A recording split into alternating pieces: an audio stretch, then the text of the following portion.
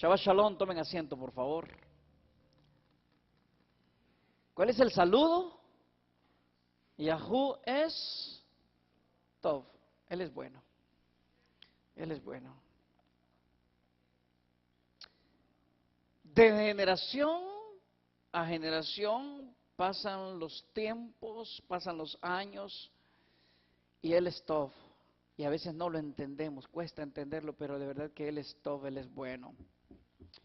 Amén. Ok, sin preámbulos, vamos a entrar a la parachá, por favor. Lápiz, papel, las escrituras. Hay que hacerlo, es importante. Vamos a hablar cosas interesantes, importantes que debemos de saber los hebreos, los ibrim. Estamos en la parachá número 41 y tiene por nombre Pinjas. En las Biblias cristianas aparece como Fines y se encuentra en Bamidbar, en el libro de Números, capítulo 25, verso 10 al capítulo 30, verso 1. Repito, estamos en la parachá número 41, tiene por nombre Pinjas en hebreo, y se encuentra en Bamidbar, en Números capítulo 25, verso 10 al capítulo 30, verso 1. Hay mucho de qué hablar en esta parachá. Y quiero hablar unos cuantos versos del principio de esta parachá, que ya se habló en esta semana, pero yo quiero reforzar algo importante en esta parachá, verso 10. Capítulo 25, verso 10. Vamos a leer verso 10, 11 y 12 quizás. Dice, y la palabra de Yahú a Moshe dijo, Pinjas, hijo de Elazar, hijo de Aarón el Cohen, ha hecho tornar mi furor de los hijos de Israel, llevado de celo entre ellos, por lo cual yo no he consumido en mi celo a los hijos de Israel. Por tanto, diles, he aquí yo establezco mi pacto de paz con él. Verso 13. Y tendrá él y su simiente después de él el pacto del sacerdocio por 10 años. Perpetuo, por siempre. Por cuanto tuvo celo por Elohab e hizo expiación por los hijos de Israel. Tuvo celo. Algunos traducen el nombre de Pinjas como la palabra pi, que traduce boca, y la palabra has como nahash, que traduce serpiente. Pinjas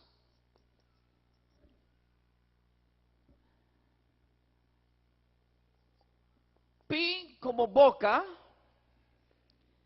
y esta palabra la interpretan, no la traducen, la interpretan como nahash, que traduce serpiente. O sea, quiere decir que Pinjas se puede traducir como boca de serpiente. Boca de serpiente. Ok. Pero yo no quiero hablar de ello porque hay muchas interpretaciones con respecto a Pinjas de la boca de serpiente. Yo no quiero enfocarme en eso, pero hay cosas importantes que debemos de aprender y conocer de esta parachá. Así que me corresponde en esta parachá, en el capítulo 27, verso 12, acuérdense que hubo un celo. Del capítulo 27, verso 12 en adelante, hubo un celo en Pinjas, y al haber este celo en él toma control de algo que estaba pasando. Y en el capítulo 27, verso 12,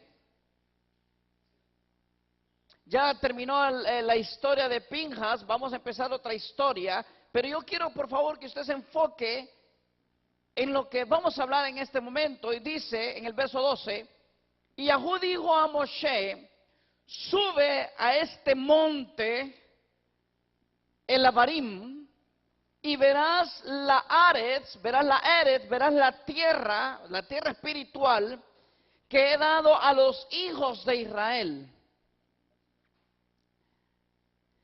Dice, Yahú dijo entonces a Moshe, sube, pero le dice a este monte. O sea, en pocas palabras, Yahú se está ubicando él en el monte y desde ese monte le está diciendo, sube a este monte. O sea, hay un lugar al que yo estoy, que yo quiero que tú vengas.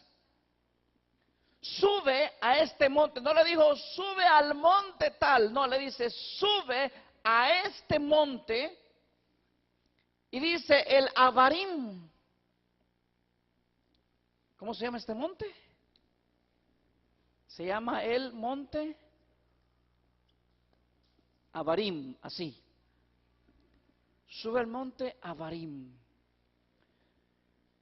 Y verás la Eretz que he dado a los hijos de Israel. En pocas palabras, hay un monte en el que usted debe posesionarse para que desde ese lugar usted pueda mirar qué es lo que está pasando. Si usted no sube a ese monte que Yahú dijo, sube a este monte, usted no va a poder saber qué es lo que está pasando desde un lugar alto y no va a poder ver toda la hermosura que va a estar o que viene para Israel. Usted tiene que subir, pero me empezó a llamar la atención la palabra Abarim. Abarim, digo yo, ¿qué hay con Abarim? ¿Qué hay con este monte? Tiene que haber algo especial en este monte. Y sabe que la palabra Abarim viene de la raíz Abar. Venga conmigo, por favor, a la pizarra. No sé si tenemos por ahí otro marcador.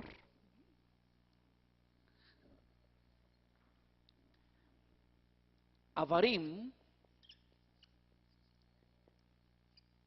viene de la raíz de la palabra hebrea Abar. Abar. Y cuando yo leo la palabra Abar, me da dos significados. Y una de ellas es cruzar.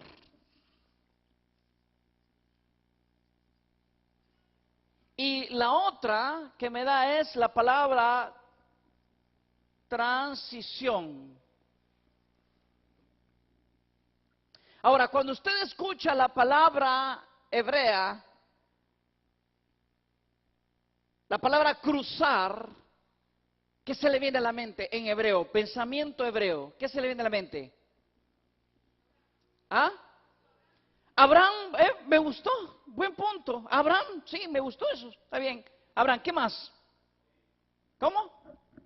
Ibrit, me gustó. Dos palabras importantísimas, Abraham y la palabra Ibrit. Cuando decimos nosotros Ibrit, siempre se ha dicho el que cruza, ¿cierto? O sea, quiere decir que el que cruza, a él es que se le da el nivel más alto que se le ha dado a un hombre en las Escrituras, como en el caso de Abraham. Abraham cruzó y por haber cruzado, se le dio a entender entonces que él era el padre de muchedumbres, el padre de la fe.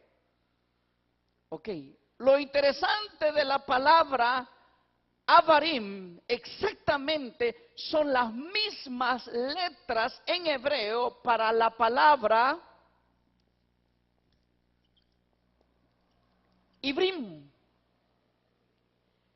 O sea, el monte donde Yahú está sitiado, donde él está parado, le dice a Moshe, sube a este monte, el Abarim. O sea, lo traducen, lo interpretan o le ponen fonética como Abarim, pero la verdad es que las letras que se utilizan para esa palabra son las mismas que se usan para Ibrim. Por eso es tan importante el hebreo, para no cometer todos los errores que se han cometido en todas las religiones y doctrinas. Entonces, quiere decir entonces que Yahú le está diciendo a Moshe, Moshe, hay dos caminos que yo te quiero mostrar. Uno es para que logres mirar hacia Canaán, y la otra es que te voy a mostrar cuál es el camino para que subas al nivel espiritual, que es a donde yo espero que todo el mundo vaya. Ahora sí, entonces, cuando se dice en la palabra entonces Ibrim o Ibrit, hebreo o hebreos, uno piensa es una raza, es un pueblo, pero no es importante, no es tan importante saber de una raza, sino lo que representa Ibrim. Y uno dice, sí, representa cruzar, vamos a cruzar.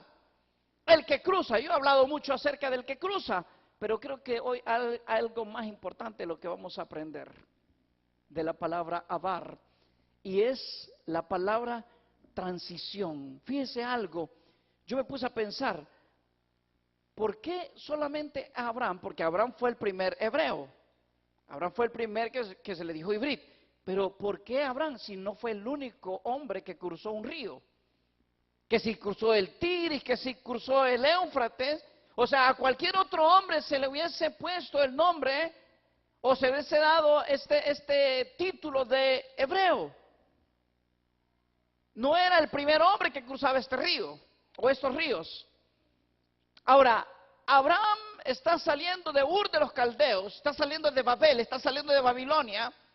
¿Qué es entonces lo que está pasando? ¿Sabe que algo que me llamó la atención es que, ¿usted se acuerda a qué se dedicaba Taré, el padre de Abraham? ¿Qué era? Era escultor de imágenes. Él hacía ídolos, a eso se dedicaba. O sea, en pocas palabras, si hacía ídolos, él era monoteísta o era politeísta. Era politeísta, o sea, politeísta significa que creía en varios dioses. Entonces, la decisión de Abraham es querer conocer a Yahú. Cuando Abraham decide cruzar el Éufrates o cruzar el Tigris, él está diciendo prácticamente, estoy dejando el politeísmo porque les quiero empezar a enseñar del monoteísmo. O sea, les quiero hablar de un solo Eloa. Les quiero hablar de un solo creador de los cielos y la tierra. El problema es que, si usted se da cuenta, todo el proceso de la vida de Abraham hasta nuestros días, nosotros hemos cambiado de politeístas y entramos a monoteístas, y de monoteístas entramos al politeísmo otra vez, y del politeísmo volvemos a entrar al monoteísmo.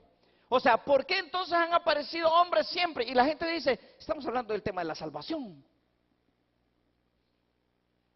El problema es que la mayoría de las veces que hablamos del tema de la salvación, hablamos en politeísmo y no hablamos en monoteísmo. ¿Me estoy dando a entender? ¿Cómo se salvan los cristianos? Por el derramamiento de sangre y por creer que Yeshua es su Salvador. ¿Cómo se salvan los musulmanes? Por creer en Mahoma. ¿Cómo se salvan los hindúes? O sea, si usted se da cuenta, nosotros hemos estado desconectados del monoteísmo. Hemos estado tan conectados al politeísmo que nos es difícil entender que Yahú es uno. O sea, entonces, ¿qué es lo que me hace a mí ser un hebreo? Porque le voy a decir algo chistoso. Ser israelita es fácil. Pertenecer al pueblo de Israel es fácil. No es la gran cosa. Uno de los grandes problemas que nosotros tenemos se llama soy israelita, pero no soy hebreo. ¿Sabía usted que puede ser que yo sea israelita y no ser un hebreo?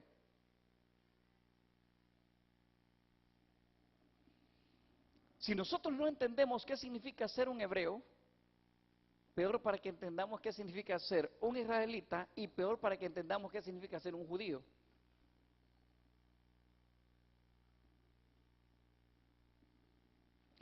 Uno de los grandes problemas que tenemos dentro de la religión o dentro de las doctrinas y que tenemos, incluyéndome, se llama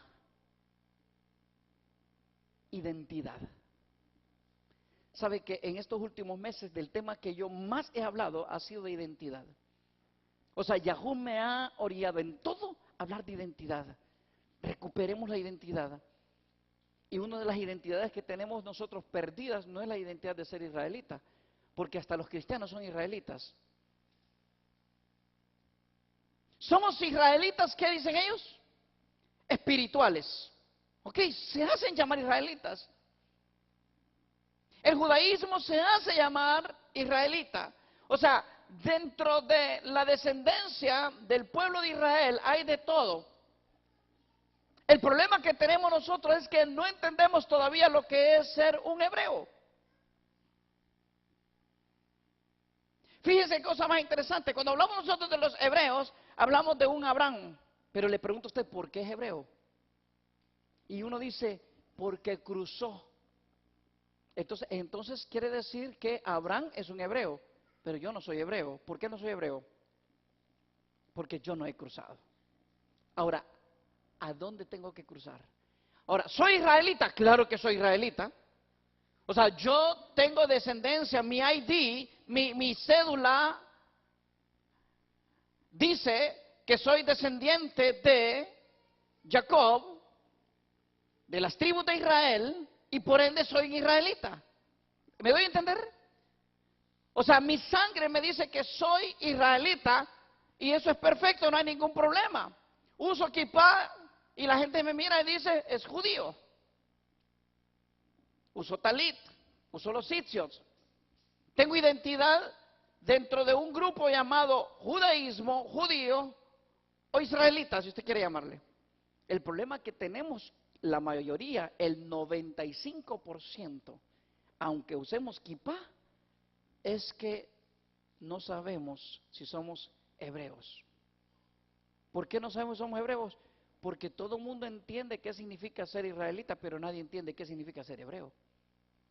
Porque lo que se traduce de la palabra avar, se traduce como cruzar, pero nos quedamos ahí.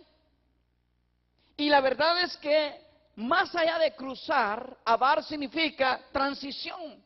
O sea, yo tengo que hacer una transición de vida politeísta a monoteísta. El problema más serio no es, o sea, no sabemos de qué cruzamos. No decimos, ay, se echó un chapuzón de agua, se fue a nadar y cruzó el Tigris. Se cruzó el Chamelecón, un río que está por aquí en Honduras. Se cruzó el Nilo y a eso le llamamos cruzar, fíjese, pero no entendemos que una de las cosas importantes que Yahú quería mostrarle a Abraham era la importancia de dejar el politeísmo y hacerse monoteísta. Politeísmo significa muchos dioses. La Virgen María, estoy hablando hoy en pleno siglo XXI, que la Virgen María, que Jesucristo, que la sangre, que el Sagrado Corazón de Jesús, que Mahoma, que mi trabajo, que mi universidad, que mi escuela, que mi colegio, que todas esos dioses, porque el problema es que los únicos dioses que nosotros reconocemos son a veces los pedazos de piedra que tenemos en las paredes. Entonces yo le pregunto a ustedes, ¿usted es politeísta o usted es monoteísta? Serio, ¿verdad?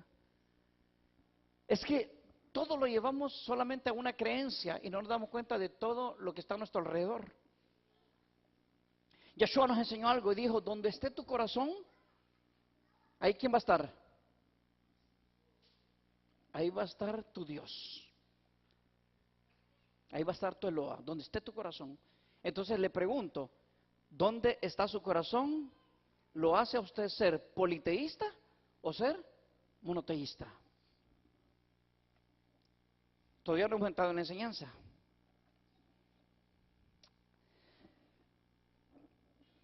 ¿Sabe que se usa una palabra para todo y es el antisemitismo? ¿Verdad que es cierto? ¿Usted conoce? Todos aquellos que practican la Torá entienden que el antisemitismo significa estar ¿contra quién? ¿Ah? Se da aquí de estar contra Israel, ¿verdad? antisemitismo, pero es un gravísimo error decir antisemita. Le digo para que usted vaya arreglando eso en su vocabulario. Porque antisemita significa estar en contra de Shem. El problema es que Shem, nosotros somos shemitas porque somos descendientes de Shem. Shem es uno de los hijos, ¿de quién? De Noah. Es uno de los hijos de Noah, es el hijo mayor de Noah, Shem. El problema es que Shem tuvo varios hijos y ahí entran los árabes también. Entonces los árabes o islámicos o musulmanes, ¿ellos qué son? Son también shemitas, son de Sem. Entonces, ¿cuál es el problema? Yo diría antitorático, si usted quiere, anti-Yahweh, que es más certero, porque anti-Torá, pues hay un montón de cosas que estamos en contra de la Torá.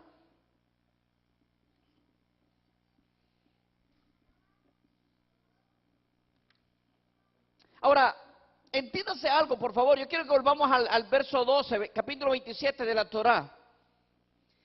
Dice, y Yahú dijo a Moshe, sube a este monte, el Abarim. Pero yo puedo traducir ese Abarim en hebreo como sube a este monte, al monte hebreo, al monte de los Ibrim. Quiere decir que ser hebreo no es algo físico, tangible, no es algo nacional, sino es algo espiritual, es algo que trasciende. O sea, ser hebreo no significa es que yo soy hijo de Abraham, por eso soy hebreo. Falso. Abraham fue hebreo. Yo puedo ver muchos hombres en la Torá que fueron hebreos y muchos que solamente tenían una cédula. O sea, ser hebreo, cualquiera es israelita, pero no cualquiera es hebreo. Yahú le está diciendo a Moshe, sube al monte, o sea, te quiero elevar. ¿Por qué? Porque allá abajo no estás haciendo definitivamente nada. Quiero elevarte. Quiero que trasciendas. Sube a este monte, Abarim. Pero realmente cuando usted lo lee en hebreo, sin usar puntos, sin usar vocales, está diciendo sube al monte de los hebreos. Ahora, ¿cuál es el monte de los hebreos entonces? Son aquellos que cruzan, pero que cruzan y trascienden. No solamente el que cruza, es el que trasciende. ¿Sabe por qué? Sigamos leyendo, por favor. Verso 13. Y después que la hayas visto, tú también serás reunido a tus pueblos, como fue reunido tu hermano Aarón. O sea, no todo el que muere siendo israelita va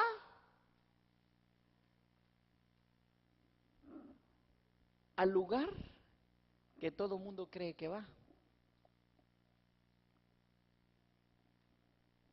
O sea, en pocas palabras, los que suben al monte Abarim o al monte hebreo, los que suben al monte hebreo son los que tienen pases VIP.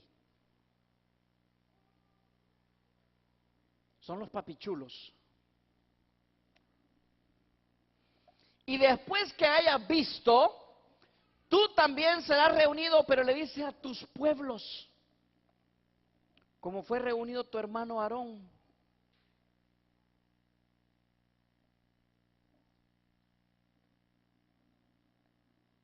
Alguien me dijo a mí, y yo sé que se usa mucho esto, dicen que Yahú no tiene límites, o Yahú no tiene preferencias. Él sí tiene preferencias. No hace acepción de personas. Para muchas cosas sí hace acepción de personas. O sea, Él tiene su gente VIP, tiene su gente Platinum, tiene su gente oro y tiene su gente, como nos tocan muchos cuando vamos en avión.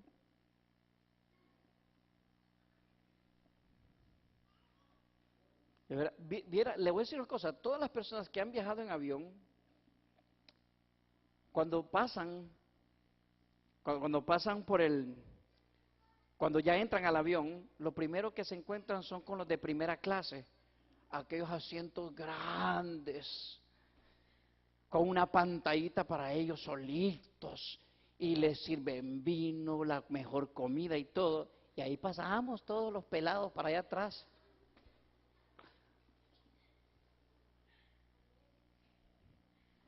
Entonces,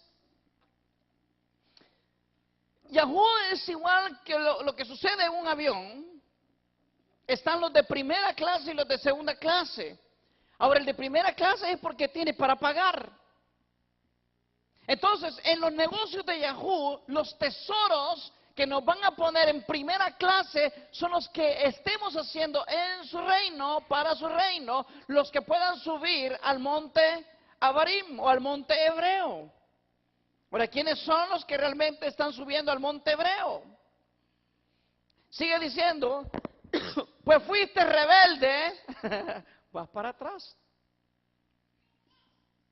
Pues fuiste rebelde a mi dicho en el desierto de Sin, en la rencilla de la congregación, para apartarme, para santificarme en las aguas a ojos de ellos. Estas son las aguas de la rencilla de Kadesh en el desierto de Sin. Verso 15, entonces respondió Moshe a Yahú diciendo, ponga Yahú Elohei, esto me gusta, de los rujot, de los espíritus, de toda carne, varón sobre la congregación. 17, que salga delante de ellos y que entre delante de ellos, que los saque y los introduzca, para que la corte suprema de Yahú no sea como oveja sin pastor.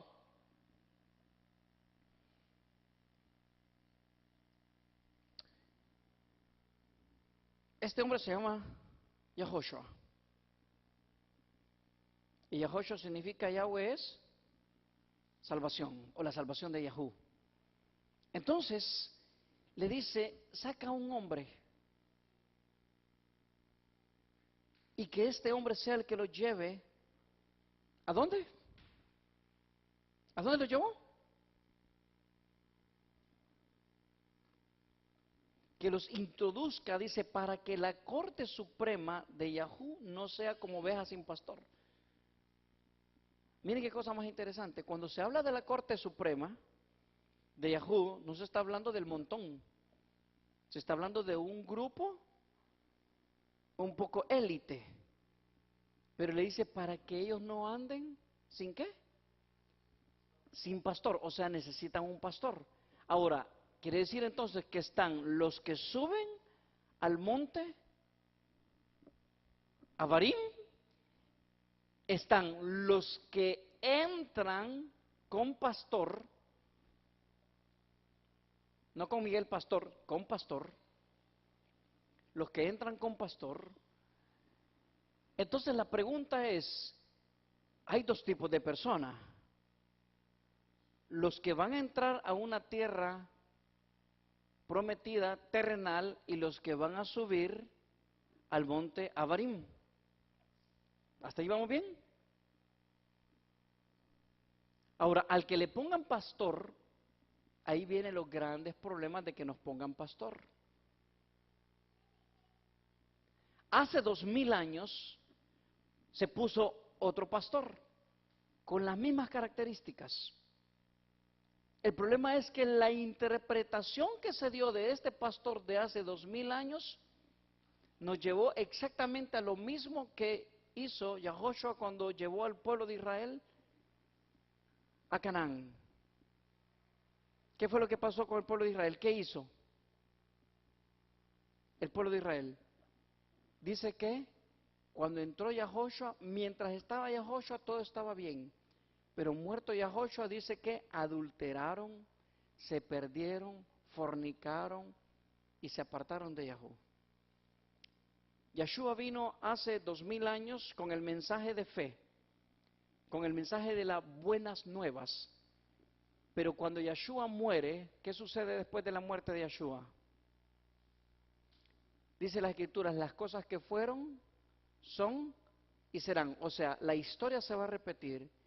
Yahoshua fue un pastor que llevó al pueblo de Israel a Canaán Y muerto Yahoshua, el pueblo se desenfrenó. Hace 2000 años vino Yeshua como un pastor, como un profeta, nos llevó por el camino de la fe, nos mostró las buenas nuevas, el Evangelio, y mostrado el Evangelio para que usted me entienda qué fue lo que pasó después de la muerte de él. ¿Qué hizo el pueblo? Exactamente la historia se volvió a repetir. Nos perdimos en el camino porque no entendimos. Ahora, de esto entonces hay algo interesante que yo quiero que usted aprenda conmigo hoy. Y quiero que abra las escrituras en Mordejai, en Marcos capítulo 1, verso 15. Marcos 1:15 dice, diciendo, si quiere léalo desde el 14, puede ser que tenga un poquito más de sentido. Mordejai, Marcos 1, 14 y 15 dice, después que Johanan fue encarcelado, Yeshua vino a Galil, oiga bien, predicando el evangelio del reino de Elohim. Estamos en Marcos capítulo 1, ¿ya?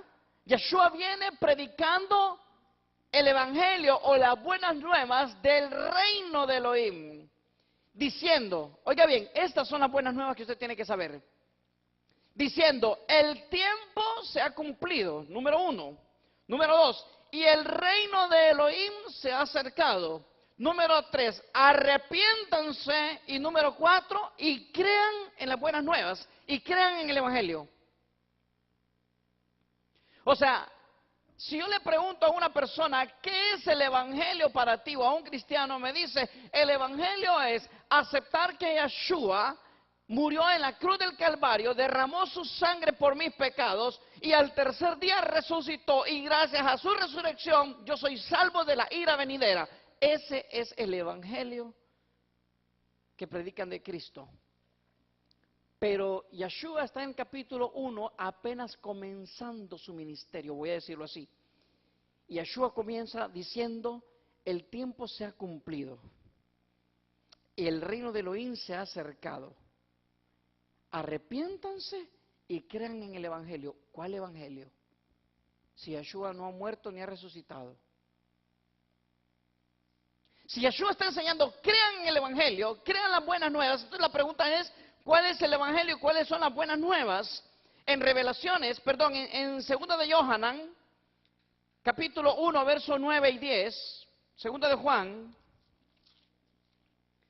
segunda carta de Juan, capítulo 1, verso 9 y 10.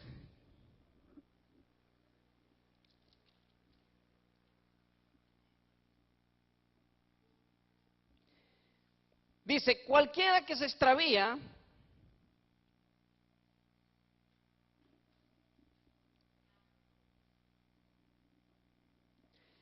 y no persevera en la doctrina de Yeshua, escuche bien, o del Mashiach, no tiene a Elohim. El que persevera en la doctrina de Elohim, ese sí tiene al Padre y al Hijo. Verso 10. Si alguno viene a ustedes y no trae esta doctrina, no lo recibas en casa ni le digas bienvenido. Porque el que le dice bienvenido participa de sus malas obras. O sea, está diciendo que cualquiera que venga con unas buenas nuevas o con un evangelio diferente a este, pero no este de este siglo XXI, sino este de hace 2000 años, y este de hace 2000 años no había un Nuevo Testamento. Así que el evangelio de la muerte y resurrección de Cristo no era el evangelio que se estaba predicando hace 2000 años. Era el evangelio del reino, pero hay que entender qué es el evangelio del reino. O sea, Yeshua no dijo, abran por favor el libro de Marcos, capítulo 15. Yeshua no dijo, busquen por favor Tesalonicenses. No había Nuevo Testamento. ¿Qué sacó Yeshua entonces para enseñar de las buenas nuevas? ¿Ah? Los rollos, la Torá. La Torá. Entonces, las buenas nuevas están en la Torá. Ahora hay que encontrarlas. En Revelaciones, capítulo 14, versos 6 y 7. Revelaciones, Apocalipsis, Gilgana, capítulo 14, versos 6 y 7. ¿Lo tiene? Dice, vi volar por el medio de los Shamaim a otro Malach, a otro ángel que tenía el evangelio por 20 años. ¿Cómo dice? Que tenía el evangelio ¿qué? Eterno. Voy a empezar a regañar por nombre la próxima vez si no traen escrituras. Que tenía el evangelio eterno para predicarlo a los moradores de la tierra, a toda nación, tribu, lengua y pueblo, diciendo a gran voz, teman a Elohim, escuche bien, y denle cabot, y denle gloria, porque la hora de su juicio ha llegado, y adoren a aquel que hizo los cielos y la tierra, el mar y la fuente de las aguas. Le pregunto a usted, ¿quién fue el creador de los cielos, la tierra, el mar y todo? ¿Ah? Fue Yahú, ¿verdad? Ok, entonces, el evangelio eterno, ¿dónde está? Ok, estamos hablando del evangelio eterno, ¿verdad? Sigamos, Gálatas capítulo 3, verso 8, parece que nos va a acercar a ese evangelio eterno. Gálatas. El problema que tenemos nosotros es que si no entendemos las buenas nuevas, vamos a andar perdidos enseñando y diciendo disparates. Gálatas capítulo 3, verso 8. Dice, y las escrituras, previendo que Elohim había de justificar por la fe a los gentiles, dio de antemano la buena nueva a Abraham, diciendo, en ti serán benditas todas las naciones. O sea, el primer hebreo fue Abraham. Pero cuando Yahú le dice, en ti serán benditas todas las familias de la tierra, estamos hablando de Bereshit capítulo 12, y es cuando Yahú le dice, sal de tu tierra y de tu parentela. Ahora, cuando le está diciendo, sal de tu tierra y de tu parentela, no le está diciendo, ve y cruza el río Chamelecón, o ve y cruza el Tigris, o ve y cruza el Éufrates. Le está diciendo, deja el politeísmo y venga al monoteísmo. Shema Israel, Yahú Eloheinu, Yahú Echad. Escucha Israel, Yahú nuestro Elohim, Yahú uno es. Uno es. Ahora, pregunto nuevamente, ¿somos politeístas o somos monoteístas? ¿Sabe algo interesante? Yahshua dice en las escrituras, en Marcos 1:15, dice, diciendo, el tiempo se ha cumplido y el reino de Elohim se ha acercado, arrepiéntanse y crean en el evangelio. O sea, hay dos formas que se han interpretado hoy en día de lo que es el evangelio. La primera es que creen que Jesucristo o Yahshua, Él es el evangelio. Esa es una forma de pensar. Y la segunda es que Yahshua enseñó acerca del evangelio. ¿Cuál de las dos cree usted que es la correcta? ¿Yahshua Él es el evangelio o Yahshua vino a enseñar del evangelio? Exacto, Yahshua vino a enseñar del evangelio. Yahshua vino a enseñar de las buenas nuevas. Ahora, si Yahshua vino a enseñar de las buenas nuevas, entonces uno de los problemas que hemos tenido y que tiene que ver con esto, ya lo habíamos hablado la vez pasada, está en Gálatas capítulo 3, verso 19. Y presten mucha atención, por favor, para que 3:19, ¿lo tiene? Oiga bien, esto lo enseñé la vez pasada, pero quiero reforzarlo porque esto es importante. Entonces, ¿para qué sirve la Torah? Hace esta pregunta Rab Shaul, Pablo. Fue añadida, fíjese bien, fue añadida, dice, a causa de las transgresiones hasta que viniese la simiente a quien fue hecha la promesa. ¿Quién fue la simiente a quien le fue hecha la promesa? ¿Ah? Isaac, ¿verdad? Ok. Y fue ordenada por medio de ángeles que yo sepa, a Miriam, María, vino un ángel que se llamaba Gabriel. No vinieron ángeles con él, no, vino un ángel. Ahora, cuando sucedió lo de Isaac, ahí sí dice las escrituras que fueron malachim, o sea, fueron ángeles en plural, que vinieron para darle la buena nueva que ella iba a salir embarazada, que ella cuando ella se burla, cuando ella se ríe. Ahora bien,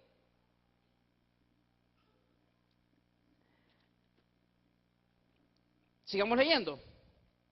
Entonces dice, ¿para qué sirve la Torah? Fue añadida a causa de las transgresiones hasta que viniese la simiente. Entienda entonces algo, a Abraham le entregan la promesa y el pacto eterno. ¿Vamos bien? Lo convierten en hebreo. Te atreviste a cruzar, te volviste de ser politeísta y te volviste monoteísta. Perfecto. O sea, te hiciste creyente de un solo Eloa que existe, creador de los cielos y la tierra. ¿Estamos bien ahí? Sí, perfecto. Ok. Entonces Abraham comienza a enseñarles a sus hijos, a sus descendientes, que es monoteísmo, pero el pueblo de Israel cuando entra a Egipto sigue monoteísta o se vuelve politeísta. Se vuelve politeísta, ok, entran y se vuelven politeístas, ok, ¿qué problema más serio tenemos, politeístas? Ok, entonces dicen las escrituras, dicen que por la transgresión fue añadida, ¿qué cosa? La Torá. Cuando yo leo en el capítulo 3, verso 15, ahí mismo de Gálatas, dice, hermanos, oiga bien a Pablo, un politeísta aparentemente según el pensamiento cristiano, pero no es cierto. Escuche bien, hermanos, hablo en términos humanos. Un pacto, aunque sea de hombres, una vez ratificado, nadie lo invalida ni le añade. ¿Entendió? Aunque fuese un pacto de hombre a un pacto, nadie lo invalida, ni tampoco ¿qué? Ni le añade. Ok, esto es en el capítulo 3, verso 15, pero 4 versos después pareciera que se contradice. Oiga lo que dice. Entonces, ¿para qué sirve la Torá? Fue añadida a causa de las transgresiones. Ahora, ¿cuál fue la transgresión que cometió el pueblo entonces de Israel, por decirlo así?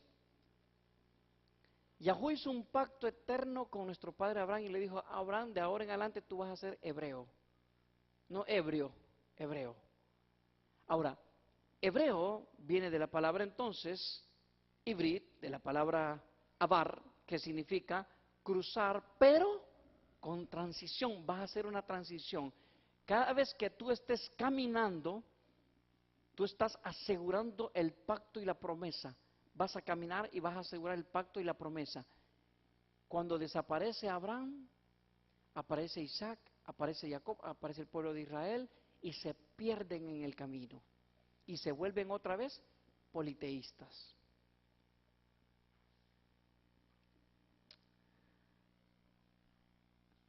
Entonces, al romper el pacto, Yahweh solo dijo algo fácil. Yahweh dijo, si ustedes obedecen a mi voz, no a la voz de cualquiera, no, a mi voz. ¿Y qué más? Y guardan mi pacto. Punto y se acabó. Obedecen a mi voz y guardan mi pacto. Shemot, Éxodo capítulo 19. Ustedes serán mi especial tesoro. Pero nosotros ni guardamos su voz, ni guardamos su pacto, y entonces tiene que aparecer la ley, la Torá. Y al aparecer la ley, entonces al pacto y a la promesa se le añadió la ley.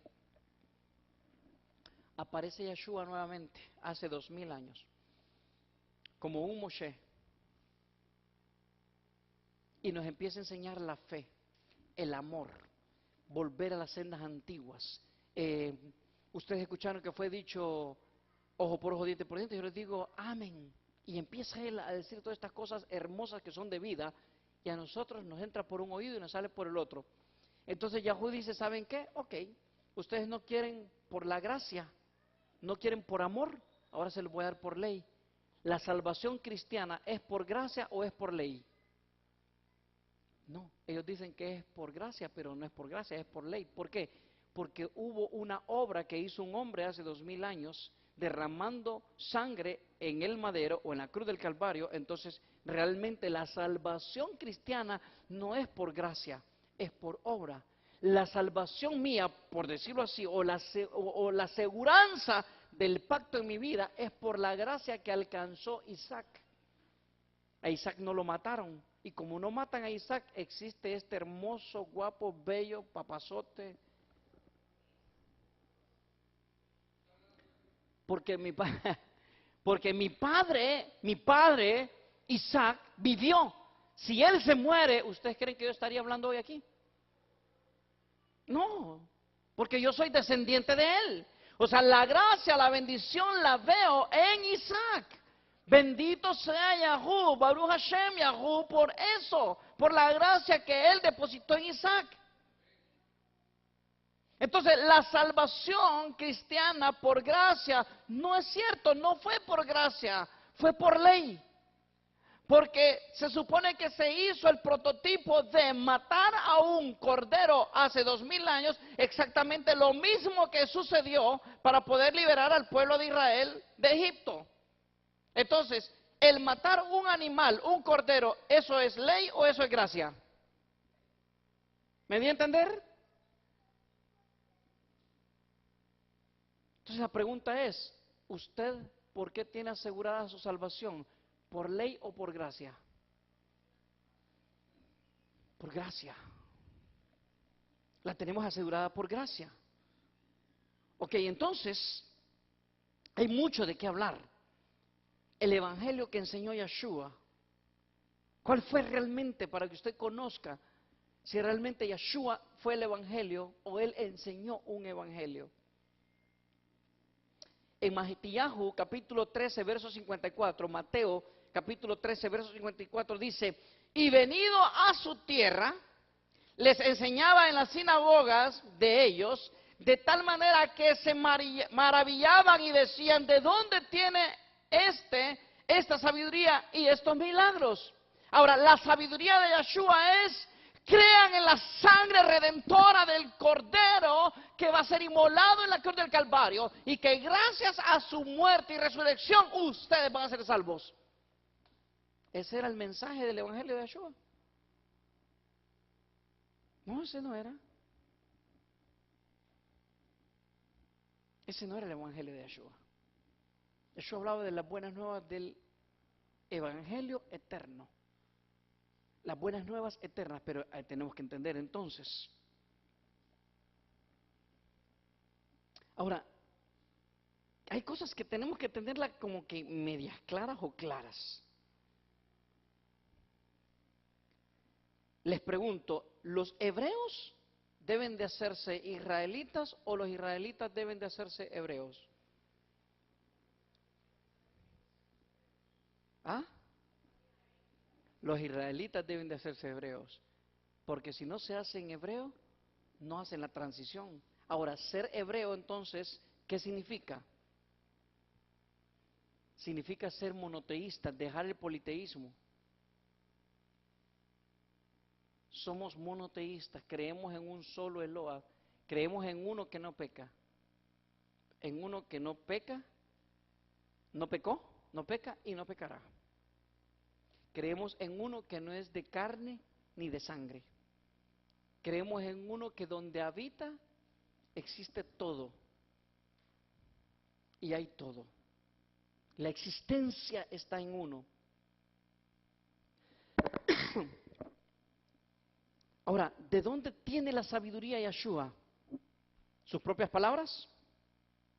No, no eran las propias de él. Puntos que debemos ver citando las palabras de Yeshua. Yo creo que Yeshua está hablando de refrescar y profundizar en el mensaje. De eso tenemos que hablar nosotros. mostrar lo que Él dijo y lo que no. Eso es importante, mostrar lo que Él dijo y lo que no.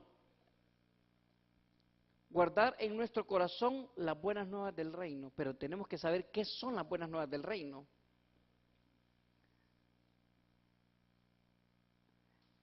Fíjense que eran 4 puntos importantes para Yeshua hablar. Habló del tiempo, ahí en Marcos. Dice, el tiempo se ha cumplido, fue una de ellas. El reino de Elohim se ha acercado, 2. 3, arrepiéntanse y crean en el Evangelio. Ahora, si nos tenemos que arrepentir y tenemos que creer en el Evangelio, ¿cuál es el Evangelio del que Yeshua me está diciendo que crea? Ahora, puede ser que Yeshua se haya equivocado, haya mentido, puede ser. Él haya dicho, crean en el Evangelio, y resulta que el Evangelio correcto era la muerte y resurrección de Él.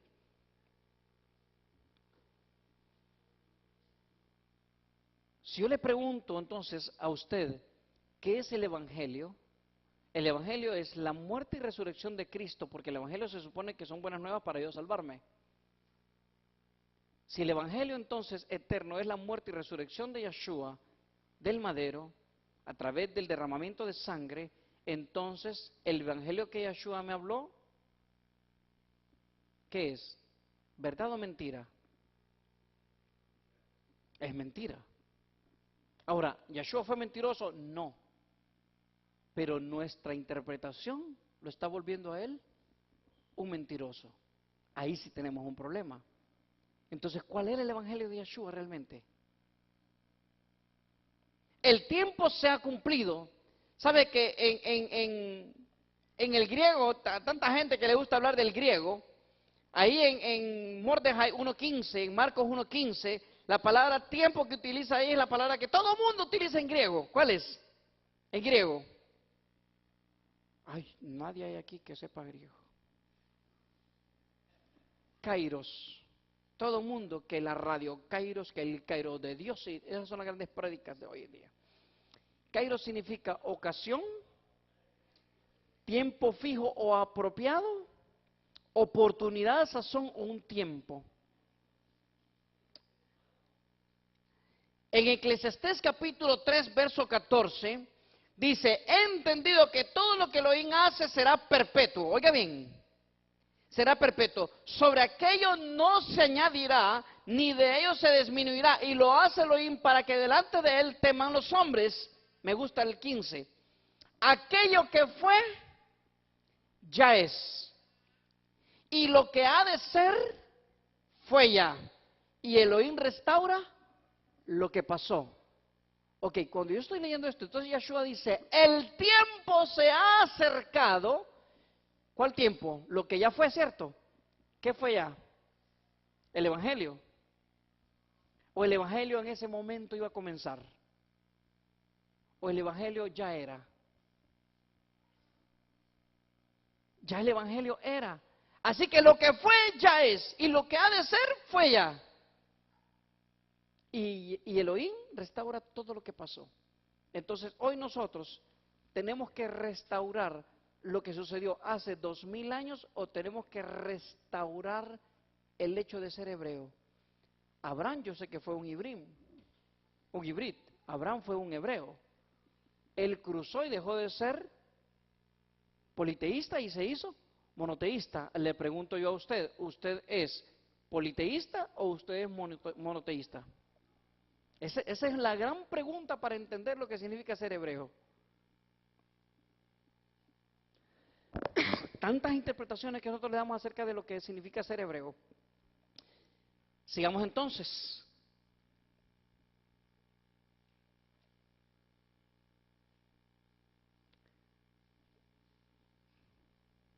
Él dice entonces en el verso, el tiempo se ha cumplido. Luego dice, y el reino de Elohim se ha acercado. El reino de Elohim. En Sejaria, Zacarías capítulo 14, verso 9 dice, y Yahú será rey sobre toda la tierra. En aquel día Yahú será uno y uno su nombre. O sea, quiere decir que si dice será en aquel día uno y uno su nombre, quiere decir que antes de aquel día, ¿qué hay? ¿Politeísmo o hay monoteísmo? ¿Ah? Hay politeísmo, exacto. O sea, va a llegar un día donde Yahú va a recuperar lo que él es, su estado original, y él va a enseñar que él es uno y uno su nombre. Va a haber transición, exacto, me gustó eso. Va a haber transición. Matías capítulo 6, verso 9, les dicen los discípulos o todos aquellos, enséñanos a orar, ¿cómo es este negocio de la oración? Fácil, dice él. Ustedes pues orarán así: Padre nuestro que estás en los Shamay, apartado sea tu nombre, santificado sea tu nombre, venga hoy mi reino. Así dice, venga tu reino, hágase tu voluntad como en el cielo, así también en la tierra. Entonces, fíjense bien que Yeshua está diciendo, número uno, el tiempo se ha cumplido. Número dos, el reino de Elohim se ha acercado. El reino de él, no el reino de Yeshua, el reino de Yahú se ha acercado. Sigamos entonces. Dice, arrepiéntanse.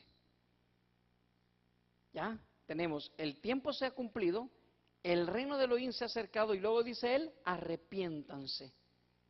La palabra que aparece para arrepentirse en el griego, ya me está gustando el griego, les dije, porque el griego no anda perdido, andan perdidos los intérpretes. Es la palabra metanoeo. No sé si se pronuncia así, metanoeo. Significa pensar diferente. Arrepentirse significa pensar diferente o después de reconsiderar, sentir compunción, arrepentirse. Cambiar de opinión, eso significa arrepentirse. ¿Cuál es la opinión que usted ha estado teniendo todos estos años acerca de su vida y acerca de Elohim? O sea, acerca de la pluralidad que tenemos nosotros en el politeísmo.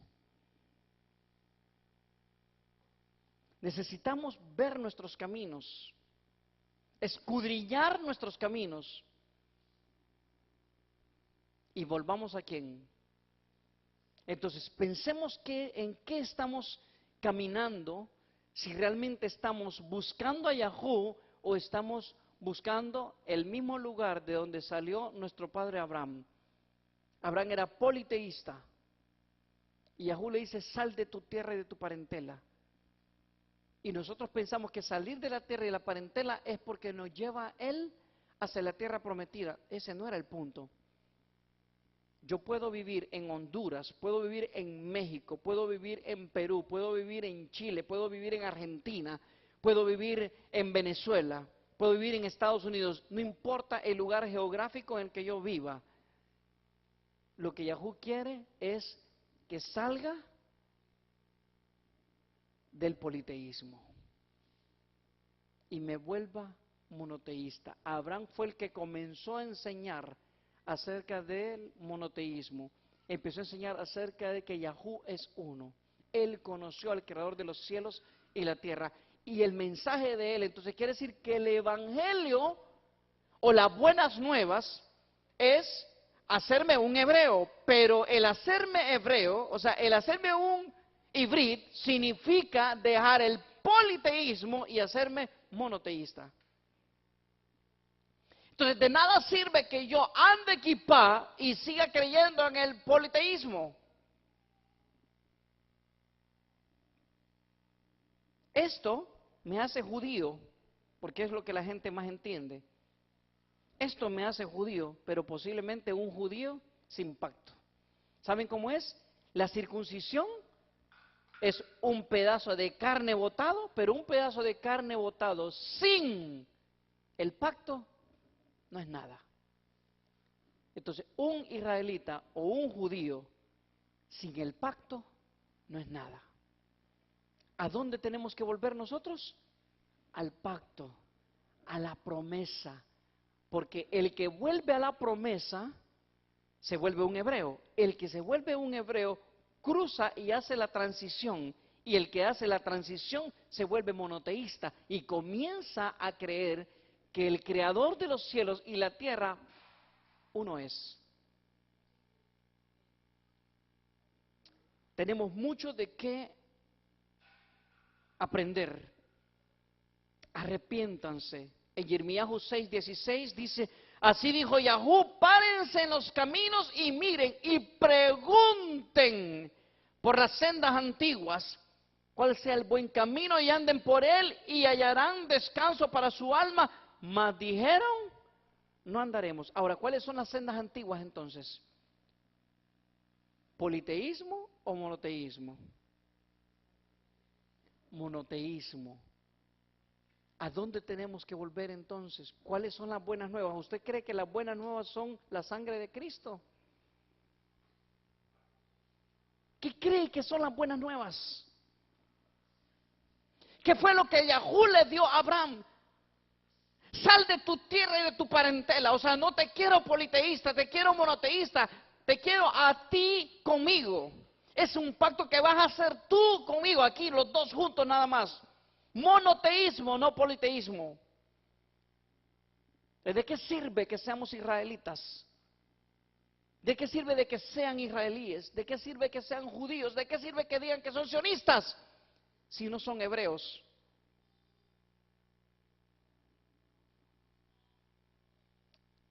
Yo creo que sí, este mensaje de Yeshua es sumamente importante. Voy a ir cerrando, voy a ir terminando.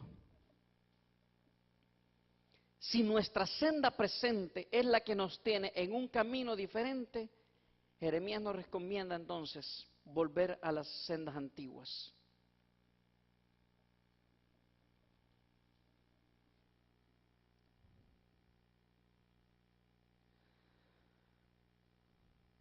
La parábola del hijo pródigo es hermosa.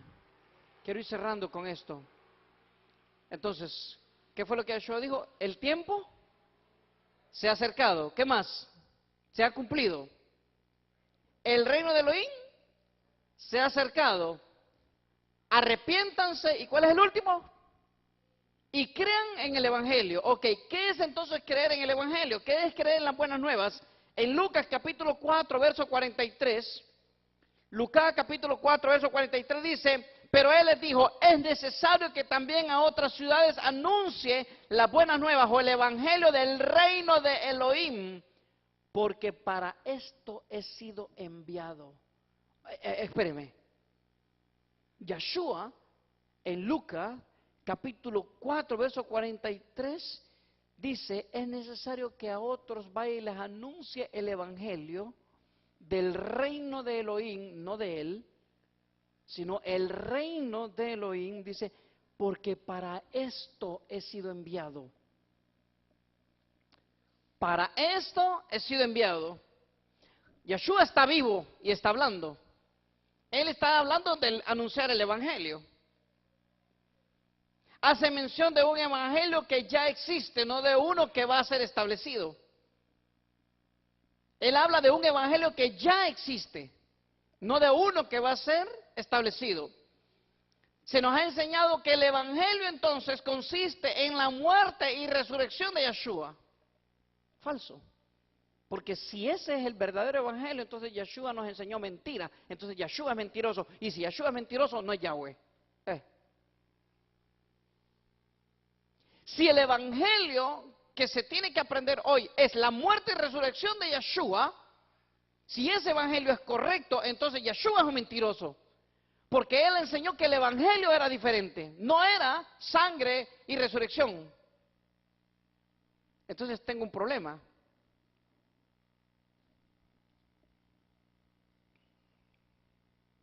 Meditemos. ¿Qué es el Evangelio? Es un buen mensaje. ¿Qué es el Evangelio? Es anunciar buenas nuevas, predicar Evangelio, anunciar lo bueno. Es traer nuevas. Eso es.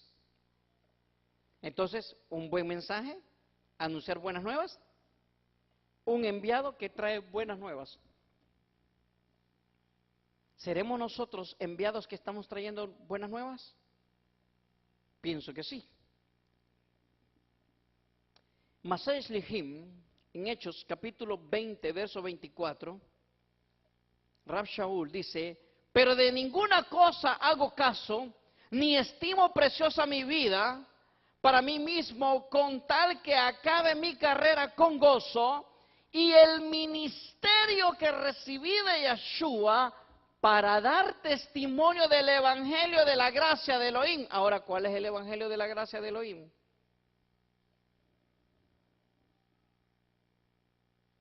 ¿Es muerte de Yeshua o Isaac? Isaac. Entonces, ¿de qué estaba hablando Rab Shaul, Pablo? Quiero repetirlo. Dice dos cosas importantes él.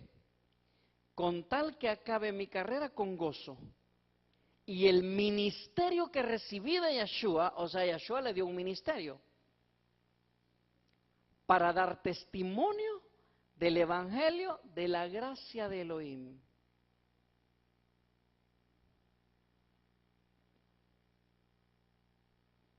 El ministerio recibido de Yeshua y el evangelio de la gracia de Elohim. La idea era dar testimonio de él entonces. ¿Cuál fue el evangelio de Yeshua? Matías capítulo 15, verso 24. Él respondiendo dijo, no soy enviado sino a las ovejas perdidas de la casa de Israel. Es el evangelio. Entonces, Rab Shaul, Pablo, ¿está yendo a los gentiles o a los judíos? ¿Ah? Está yendo a los goim, está yendo a los gentiles. Ahora, esos gentiles eran las ovejas perdidas de la casa de Israel, era el reino del norte. Ahora, si era el reino del norte, tengo que terminar esto porque esto es importante.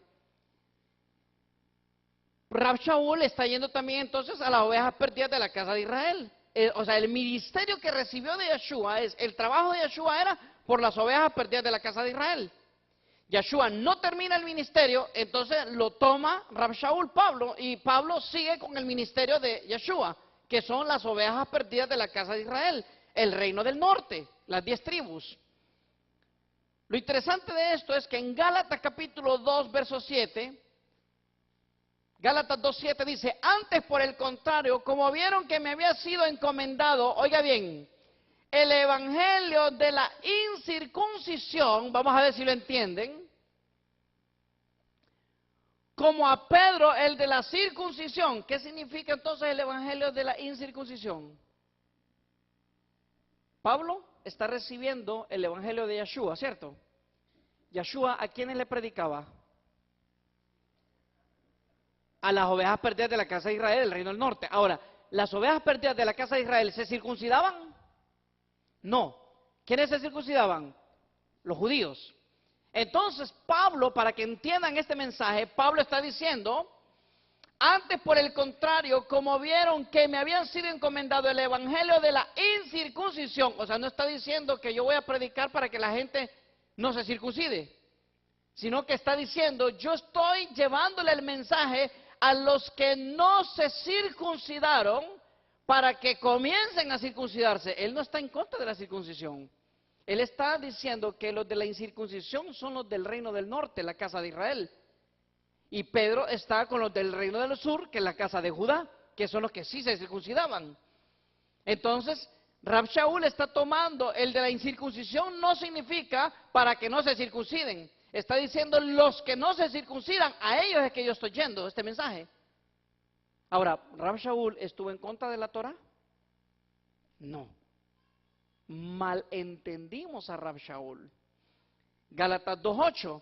Pues el que actuó en Pedro para el apostolado de la circuncisión, actuó también en mí para los gentiles. Entonces, ¿Pablo está hablando de los que no se cortaban el pellejo o Pablo está hablando de los de la casa de Israel?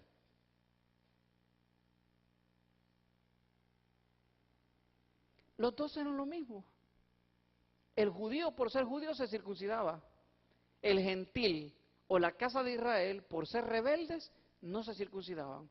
Pero la Torá de Yahú habla de circuncisión. Entonces el ministerio de Pablo no era que los incircuncisos siguieran siendo incircuncisos. El ministerio de Rab Shaul era por las ovejas perdidas de la casa de Israel que no se circuncidaban. Y esto lo vemos en Ezequiel capítulo 44, verso 9, a los rebeldes de la casa de Israel. Hablando del tema de la circuncisión, dice a los rebeldes de la casa de Israel, si no se circuncidan, no podrán entrar al altar. A los rebeldes de la casa de Israel, al reino del norte. Ezequiel capítulo 44, verso 9 en adelante. Entonces, la idea de Rab Shaul era volverlos a esta gente para que se hicieran hebreos, o sea, traerlos al pacto. Y al traerlos al pacto, o sea, traerlos al pacto significa capítulo 12 de Bereshit. Y confirmar el pacto es Bereshit Génesis capítulo 17. ¿Cuál era? Machetío. Circuncisión, circuncidarse. Estoy cerrando. Ya de rato estoy cerrando, ¿verdad? Sí, es importante. El ministerio que Pablo recibió está en el Yevamot, a todo esto que le gusta mucho el Talmud, Yevamot 17a, dice, las 10 tribus perdidas fueron legalmente clasificadas como gentiles en todas las extensiones y propósitos, incluso a pesar de que están designadas a regresar, en la actualidad tienen la condición de no israelitas, judíos, y esa es la forma en que fue profetizado en que estaría su estado. Oseas capítulo 7, versos del 8 al 9, Oseas capítulo 9, versos 16 y 17. Hay mucho de qué hablar de este tema. Ahora sí cierro con esto. Ser israelita, cualquiera puede ser israelita. Tener un pasaporte israelí, cualquiera puede tener un pasaporte israelí. Y lo puede hacer a través del judaísmo. Ahora, ser un hebreo no tiene precio. Todo lo demás con Mastercard. Ser un hebreo no tiene precio. Ser hebreo es por un pacto y una promesa que Yahú le dio a nuestro padre Abraham. Abraham fue hebreo. Tú y yo, usted y yo, necesitamos entonces convertirnos en esos verdaderos hebreos, poder volver a las sendas antiguas y poder cruzar, dejar el politeísmo y hacernos monoteístas. Que Yahú los guarde, que Yahú los bendiga, que Yahú haga resplandecer su rostro sobre ustedes. Que Yahú se incline favorablemente a ustedes y que Yahú pueda darles mucha paz y mucho shalom. Amén. Shabbat shalom.